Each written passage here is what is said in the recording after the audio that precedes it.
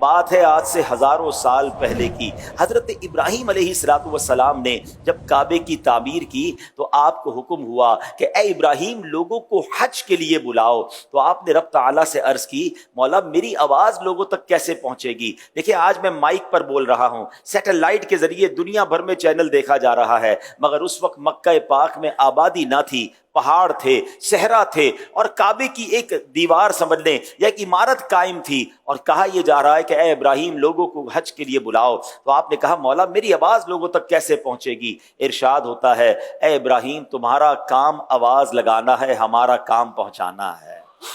آپ جبل ابو قبیس پر چڑھ گئے، آپ نے لوگوں کو حج کے لیے اللہ کے گھر کے لیے بلایا۔ ذرا سنیے، روایتوں میں آتا ہے وہ آواز اس وقت دنیا کے کونے کونے میں سنی گئی، کوئی سیٹلائٹ نہیں، کوئی انٹرنیٹ نہیں، مگر ایک روحانی کیسا کنیکشن تھا کہ دنیا میں جتنے لوگ اس وقت موجود تھے سب نے اس آواز کو سنا۔ اور سنیے، صرف لوگوں نے نہیں بلکہ ماں کے پیٹ میں بچوں نے اس آواز کو سنا، باپ کی پیٹھ میں موجود آنے والی اولاد نے اس کو سنا، بلکہ عالم ارواح میں روحوں نے اس آواز کو سنا۔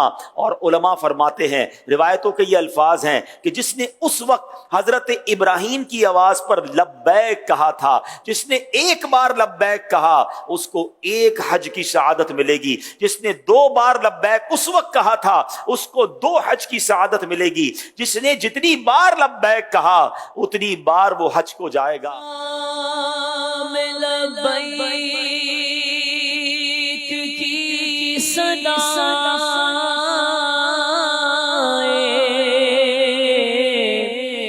فرش گونجتی ہے، ہر ایک قربان ہو رہا ہے،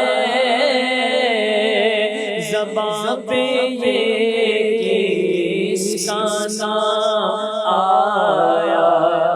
اے حاجیوں تمہیں مبارک ہو، اے وہ عاشقان رسول جو حج کر چکے آپ سب کو مبارک ہو کہ ہم اللہ کا جتنا شکر ادا کریں وہ کم ہے کہ ہزاروں سال پہلے ہماری روح نے حضرت ابراہیم کی اس آواز پر لبیک کہا تھا۔ اور ہم رب کریم سے دعا کرتے ہیں کہ یہ سفر ہمارا جاری رہے، ہمیں بار بار حج کی سعادت ملتی رہے۔ تو جب بھی حج کا سفر نصیب ہو اس کو بڑی خوش نصیبی سمجھنا ہے، اس کو بڑی کرم نوازی سمجھنا ہے۔